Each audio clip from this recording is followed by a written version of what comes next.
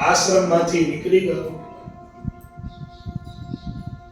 આખા દિવસ દરમિયાન ભરતજીએ ખૂબ શોધખોળ કરી, ખૂબ રડ્યા.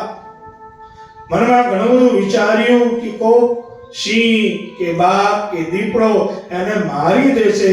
આમ વિચાર કરતા કરતા સાંજનો સમય થયો અને સાંજના સમયે ભરતજીનું શરીર છૂટી ગયું. હરણનું ચિંતન કરતા કરતા ગયા એટલે બીજા જન્મે હરણ બની ગયા. બીજો જન્મ હરણનો થયો. પણ મહાપ્રભુજી કહે છે કે એક વસ્તુ ધ્યાનમાં રાખજો, આપણે ઠાકોરજીની ભક્તિ કરીએ કે ભગવત નામ લઈએ એનો ફળ શું કે આપણે જે પણ જન્મે પહોંચીશું ઠાકોરજી ઉદ્ધાર કરવા માટે ત્યાં પણ આવશે. એટલે આજ તમે બ્રહ્મ સંબંધ થયું હોય અને તમે ઠાકોરજીની સેવા ન કરી હોય અને તમને કોઈ કહે કે તમારો ઉદ્ધાર નહીં થાય તો એની વાતમાં આવતા નહીં.